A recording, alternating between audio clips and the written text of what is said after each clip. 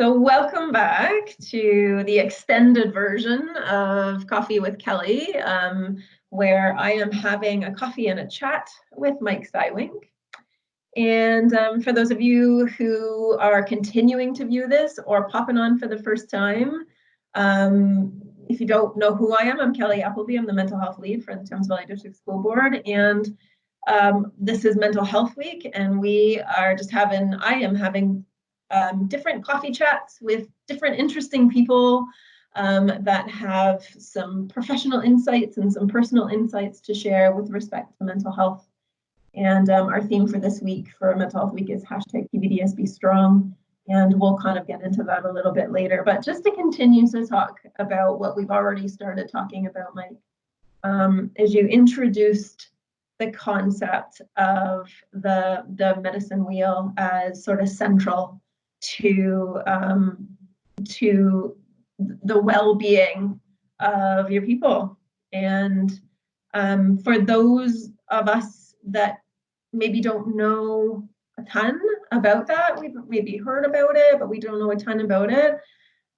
Could you just talk to me a little bit more about the aspects of the medicine wheel, the meaning behind it, and how that looks in your everyday life? So some of the teachings that I've gotten on it, I try and translate that to everyday life, right? And kind of how I go about living my life and just how I am as a person. Within the medicine wheel, you guys probably seen that imagery around, or you've heard it talked about, and you see it in different things. And what it is, it's a visual representation of many different things in life. You got your 4 seasons, the 4 races of man, the 4 stages of life. There's a lot of different teachings within that medicine wheel. Each one's important and each one's valuable. And like I feel like myself, I've just skimmed the surface of learning about all these different things. But in terms of like you as a person, the 4 different quadrants represent your mind, your body, your spirit, and your heart. Your mental side, your emotional side, your spiritual side, and your physical side. And all 4 of those different quadrants make up you. So even if you're not Indigenous or not First Nation, you could find yourself within that medicine wheel.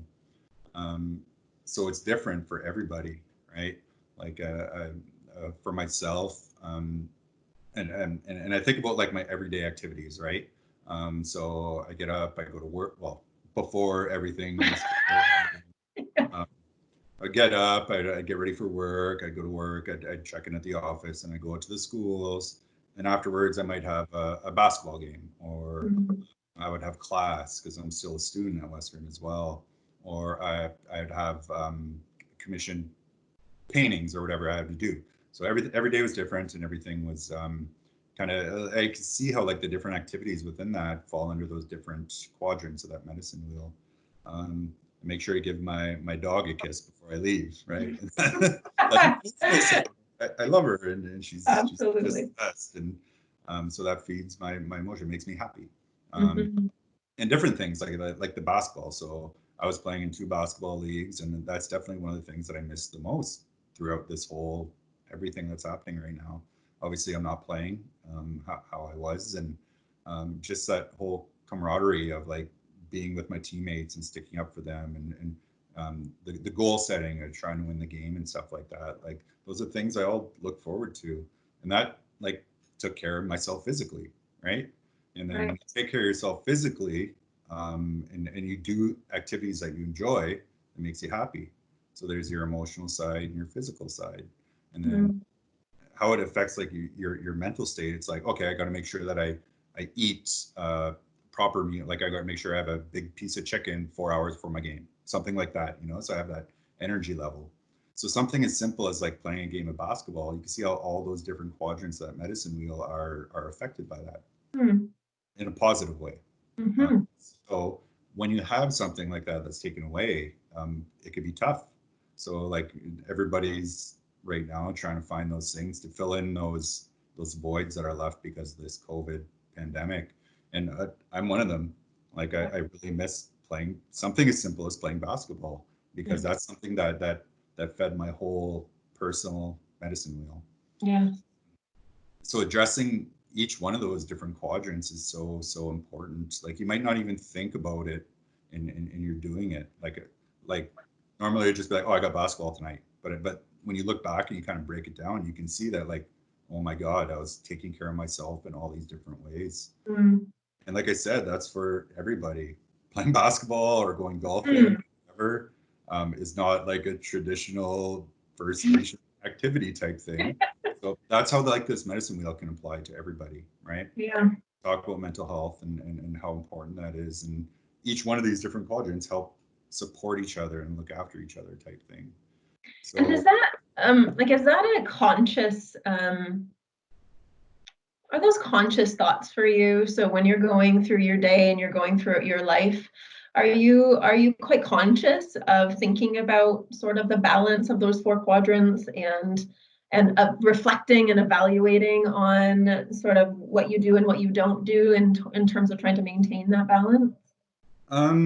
I feel for something like that, I don't think too much about it. I think the quadrant that like I do have to make sure that I address is that spirituality side, right?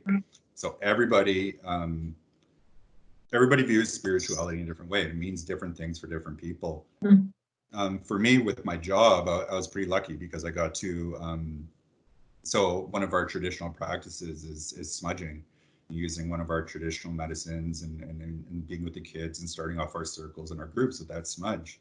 And that's something that fed my spirit. There's that spiritual aspect to it that brings us all together as a group. And it's something that kind of cleanses the whole environment that we're in as we're trying to work towards something. Um, but I'm on this spiritual journey myself, so I'm still trying to figure out my way and what that means being an Indigenous man walking in this world. Yeah. And so that's still something I'm working on. A lot of people like something like that smudge is they get up and they smudge right away first thing in the morning. Mm. It's like getting up and brushing your teeth, right? And I was like kind of taking it for granted because I knew like, okay, I'd be smudging in this school today, this day, and I Mm. do that every single day. But now that I'm not in the schools, I got to make sure that I'm still continuing on with those practices, right? Like, and still Mhm. feeding my spirit in that way. Oh, But I definitely don't like, I don't know. I try and live that good lifestyle. So I don't yeah, really have to put too much into it, too much thought yeah, into it to make sure I do these things. yeah. But it's different for everybody, right? Like, And one of the things that in my, I don't know, I'm gonna just be transparent in the sense that, you know, I have some degree of knowledge. You know, I have some family history that is Indigenous, so I've got some degree of knowledge, and wouldn't proclaim to have a lot of it. So, but what I do know and what I find very fascinating, for lack of a better word, is that connection to the earth. So, which isn't necessarily a part of the conversation that we often have in sort of mainstream, contemporary, I don't know, mental health and well-being teachings, is just that fundamental connection to the earth and to nature. And from what I understand, it's a significant element of what is well-being to Indigenous people. Am I on the right track with that? yeah, definitely. If I if I'm in the city too long, I feel it. Oh And yeah. especially for like I'm thinking of like so say like a university student who moves to London and they're from some other territory way far away, and they move into like a concrete jungle like London, Ontario, Mm. and they might not get that same connection as they would if they're back home or wherever they're from. But if I'm in the city too long, I definitely feel it, Right. and I do miss that connection to the land. Like whenever I do get to go home, like I said, I'm from Manitoulin Island and Yes. that area. And just Yeah. when I'm back home, like I'll take my nieces for a walk and we just go look out on the water, or fishing with my brother. Is like they're like so heavy into fishing, it's crazy, and I don't like it. Like probably because I never reeled in that big one yet, but like, Yeah. I just like being on the water with them, and being out in the boat with them, and those types of things. Like Yeah. that's feeding my spirit as an Indigenous person. That Yeah. family time, that being on the water, that whole sense of like living off the land. So like we'd catch fish, we'd cook it up right on the shore. We'd pull over to some island and cook it on the shore, and Wow. it's crazy. It's Wow. crazy how good that feels. And a lot of people do have that disconnect to nature and water, and they see like these land protectors and stuff, and they just, not everybody, but a lot of people see them as a nuisance, and like, Yeah. they're not shown in the best of lights in the media and stuff, Yeah. and they're just protecting those things that are important to us, things like nature and water and those Yes. natural Yeah. things that we get all this from, like our creation story, because we were made from this land, so we have that strong connection to it. It's not just something that that you enjoy doing. It's like when you speak of it, it's like what's coming across to me is it's something that lives in you. Like it lives in you. Yeah, one of the highlights of my days right now is we found this really amazing trail, probably about 10 minutes from our house. And it's right on the water. I don't even know the name of the lake, but we take our dog there, my girlfriend and I. And that's Yeah. like the best part of my day is just, A, I'm out in the bush. B, there's like barely any people there. So we could let her off leash and let her run around and stuff, and Yeah. on the water. And she's gotten a lot more braver because she's not even 2 yet. So she's still like very much puppy brain. Mm-hmm. So watching her slowly swim out a little bit more, and just Yeah. Yeah. Proud papa. yeah, You're a fur baby. yeah, Yeah, I she's get it. I get it. that's yeah, that's just that strong connection. Like I said, that's the best part of my day, right? Like I Yes. Yes. there in the bush. Yeah. So you are employed by Western Yep, and work in Thames Valley schools, a select number of schools in turn and provide programming for Indigenous students in a select number of schools. yep. Yeah, and so what I know from people that know you is that you have had a significant impact on the lives of our Indigenous students in schools. Like you are well known to our students, and you have made really, really critical and deep connections with many of our students. And so um, I'm curious just to hear from you about what that, so the work that you do, and what kind of connections and how you draw strength from those connections as well. So I'll kind of like describe programming a little bit, what I do, and then I'll kind of talk a little bit Yeah. more about the personal stuff. Sure. So at the elementary level, we do this elementary mentoring program. Again, it's all called the fourth R. So it's 16 sessions spread out throughout the school year. We usually do 8 before Christmas and 8 after. And so I'm in 4 different elementary schools throughout the Thames Valley District School Board. And so each week's a different topic. We talk about different things. There's like bullying and healthy eating and all these different things that are really important. And then some of the things that we do talk about might not be talked about in a regular classroom, like in terms of like healthy relationships and that type of stuff. So with elementary mentoring, it's for grade 7, 8 students, because some of the stuff that we talk about can get a little bit heavy when we talk about like racism and prejudice and those types of things, and substance use and abuse and those different topics. So some of the conversation stuff can get a little bit more heavy. Yeah. So we keep it for 7, 8. Secondary, we do a peer mentoring program.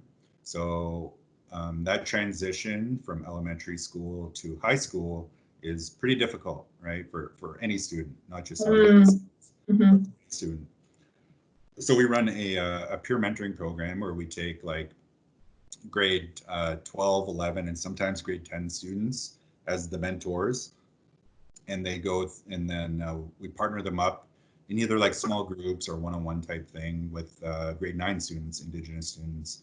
And so they do 8 weeks before Christmas, same thing, there's 16 weeks total. 8 weeks before Christmas, 8 weeks after, and they go through the healthy relationship program, and it's led by the mentors. So we bring them up to the university, we kind of go through the manual, do this training day type thing, and then I'll go to Beale, is one of the schools that I work in. We probably average like probably around 25 students, which is pretty good because it's voluntary. They don't have to do it. Wow. Yeah.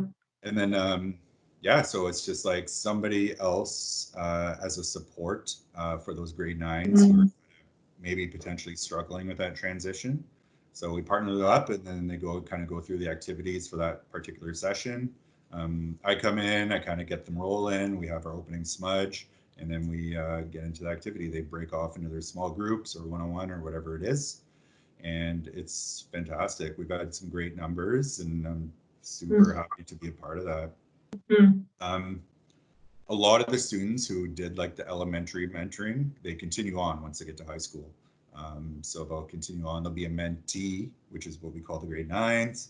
And the hope is that they transition over to being a mentor for the next group. It's that circle, so that continuous cycle of helping, supporting that next group that's coming through. So for a lot of these students, like by the time they're done high school, I've known them for like 6, 7 years, right? Wow. 7, 8, and 4 or 5 years of high school. So I definitely see the growth and the relationship that we've built, and like to the point where we're like friends. And, I mean, and it's at the point where they don't even think twice about chirping me about my car or whatever. Right? Like, that's how you know you have a relationship with a kid. Oh, when the chirps come, for sure. Yeah, that's right. And like I'm a huge Detroit Red Wing fan, so the boys, we're terrible right now, so yeah.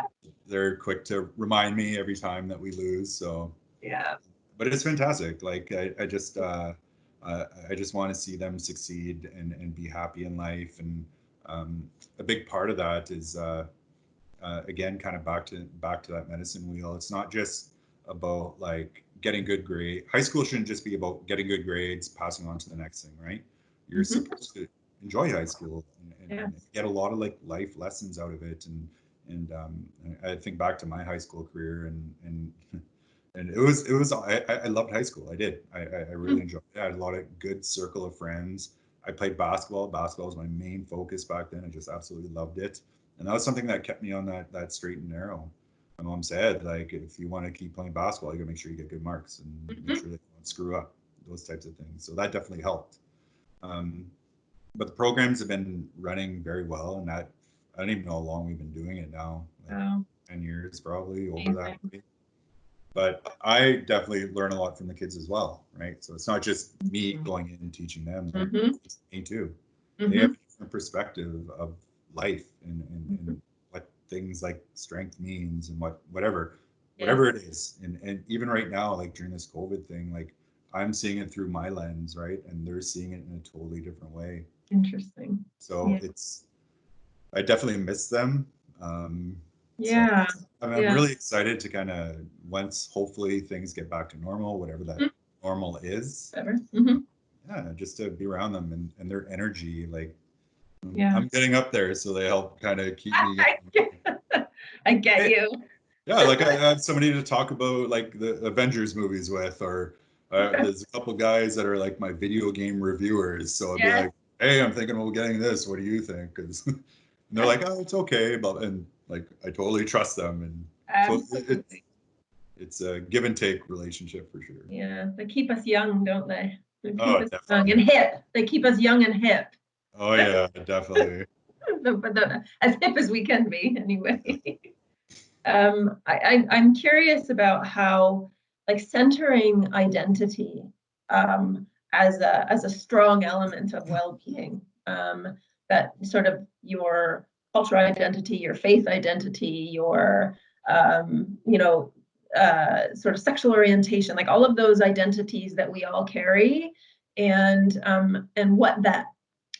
what that means to our sense of well-being. And so what have you seen with as you're helping kids in schools connect to their identity, because maybe some of them haven't been overly connected to their identity as an Indigenous person. So what do you see happen when you're helping them connect to that part of themselves? I see growth for sure. So Yeah. like, I, some of the kids, like you said, like some of these students, like they come from a household that's very strong culturally. So Yeah. like dad, like they're very much immersed in the culture, and they know about the medicines. They're talking the language around the house, and the teachings, and how to conduct yourself, and those types of things. Mm. There's some students that have zero cultural connectedness whatsoever, Right.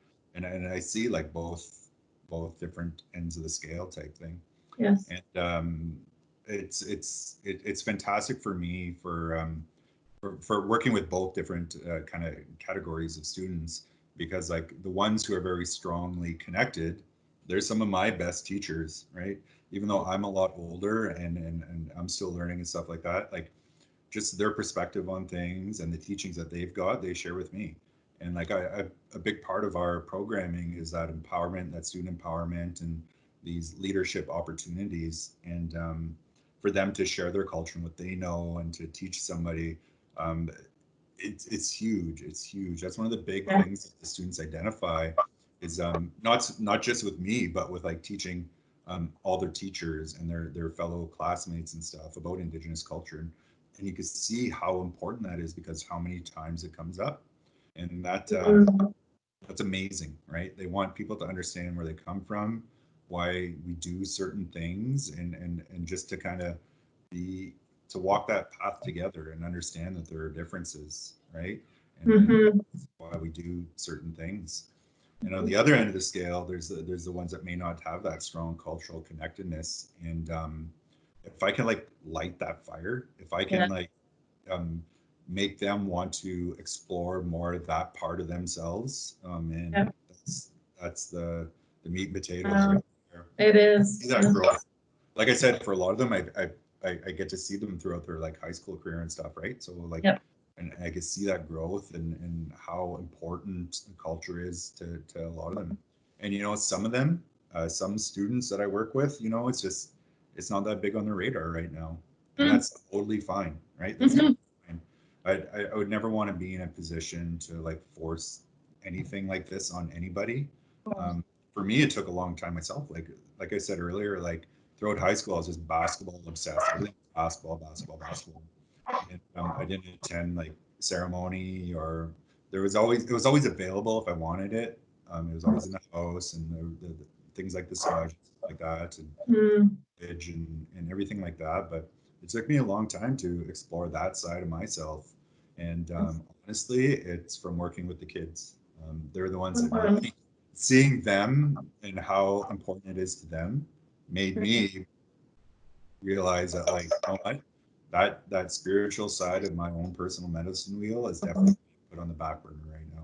Like, I'm not exploring that at all.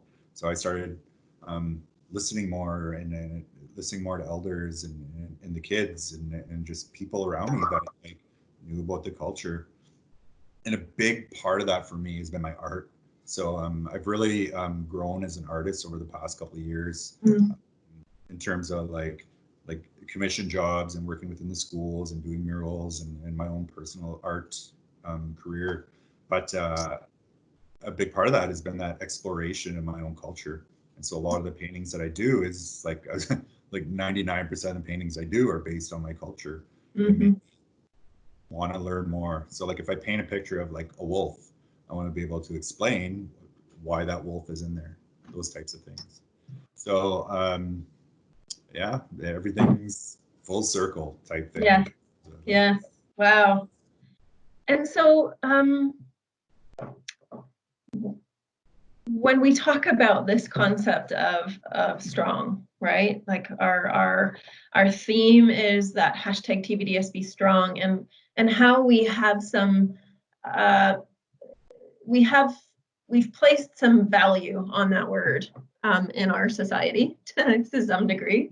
Sometimes that value is a little more masculinized than not, but we've placed a value on what strong means. And I'm wondering if from your perspective, from a male perspective, from an Indigenous male perspective, from your perspective, Mike Cywink's perspective, you know, how would you speak to that concept of strong as it relates to mental health and well-being? What does that mean? I feel like that whole concept of like being the big tough macho guy is like such BS. Like it's just not the way that life should be. Being strong can mean so many different things. I think about like the students I work with, and like a lot of them talk about like the racism that they experience, or that they experience, and, giving them empowerment or that strength to be able to stand up to that, right? Doing it in a respectful way. I mean, like when they hear those racist comments, even if it's not towards First Nation people, but like any form of that kind of garbage, to have the strength to stand up to that and speak to that. Because if you just let it slide, that person's just going to keep doing it. And that's strength, right? That's strength. Sometimes strength is getting up in the morning and putting on your clothes and going to school, because everybody is coming from a different situation at home, right? And some people, you know, the simplest things that like we take for granted, like having supper every night, those types of things, right? And being able to, if you don't finish your work in class, like you have internet and a computer at home that you could finish it later. But some of these kids don't have that, and like just getting up and you know, being able to go to school and facing some of those racisms and the fact that you didn't get that assignment done and stuff, that's strength. So it's different for everybody, right? Yes. To wear even things like that medicine wheel. So like I see a lot of students wearing like medicine wheel pins to show your pride in your culture and stuff. Sometimes that takes real strength because of those racisms and those prejudices that you see. Because not everybody is very nice, right? Not everybody. Yeah, that's an understatement. Not everybody is very nice. I know. That is true. Yeah. So like being a guy, like it's different. You have this like stupid image that all the guys are supposed to be big and tough, and you're not supposed to cry and blah blah blah, and you know what I mean. And it's not the way that's supposed to be. I cried when I watched Avengers because like just the other day. Yeah, you did. Like yes, you did. Whatever. Like spoiler, Iron Man dies, and then I teared up, even though I've seen it like 10 times. I'm like, oh my god. Right. But, one of my favorite teachings is like she does a lot of work within Thames Valley, and she's one of the people that I look up to the most in this world. Her name is Liz, and I've learned so much from her over the past years. I'm so grateful that I've been able to cross paths with her, and just every time she speaks, like she speaks from the heart, and it's about a lot of those tough conversations that about Indigenous people and the relationship between non-Indigenous people and those types of things. One of the greatest things, like one of my favorite things that I ever got from her was she was talking about this, like what it means to be a guy and crying, and how like there's that stupid perspective of you shouldn't cry, but she's just talking about if you think about like a tree, and a tree can't grow without the rain. So you think about yourself as a person, you're not going to be able to grow emotionally and spiritually without identifying with all your different emotions, even if they're things like sadness and not the not so good ones. You're not going to grow as a person, and that whole medicine wheel concept of your emotional side and your spiritual side, that tree can't grow without the rain. So being able to cry and be in touch with those emotions is just so important. Yes. One of the things that I mentioned, that I've mentioned a couple times through our other sessions this week, is this image that I saw that I tweeted out a couple weeks ago, and the image was and it's turned into something in our home, but the image is of a taco, like the tacos that you eat, and it said, tacos, we have a lesson to learn from tacos, because tacos fall apart all the time, but they are still loved. But we still love tacos. We love And tacos. so, I know. Who doesn't love tacos? So it's this, like what we're talking about is this, again, like the concept that just like tacos, that we as human beings can have our moments of falling apart. And at the same time, we are still worthy, and we are still loved, and that and we're still strong too at the same time. Yeah, definitely. So to kind of tie in with that, so like sometimes that strength is realizing that you need help, right? And asking for help. Like that's Yes. a huge one. And like, Yes. again, like we're all in this together, and whatever it is that you're going through, there's help there. Yes. I'm just one dude, and I try my best, try and help these students the best I can, but there's so many other supports out there. Yeah. And just sometimes taking that first step of being like, you know, I need somebody to talk to. Yeah. And whatever hat you're wearing, whether it's just you being a friend, or you being a counselor, or you being a teacher, or Yeah. whatever it is, like we're all hopefully, you know, gunning for that same end goal of like well-being and continue on with school and those types Yeah. of things. So sometimes asking for help is the hardest part. Yeah. Yes. For sure. And it's probably the hardest step to take for many, many people. But I'd like to think that the more we have these conversations, the more we have open, honest, and real conversations about the fact that maybe you've taken that step and it's benefited you. I certainly have taken that step in my life, and it's benefited from me. It's benefited me a great deal in my life. So the more we talk about it, the more and the more we can sort of make it real for people. So, Mike, I know you just said, I'm just one dude, and like I would say that you are one dude who has made a massive difference in the lives of Indigenous kids in our community and in our schools. I know that for sure. And I guess what I would be interested in you sort of closing out with,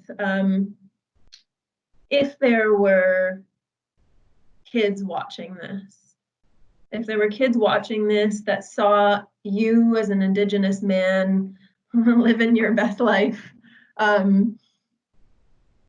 what might you leave? What kind of thoughts might you leave them to take away from today? I would say that I know things aren't the greatest right now. You're probably missing your friends. You're probably missing, as much as you all like to say you hate school, I bet you're probably missing school. Ironically. I know I am.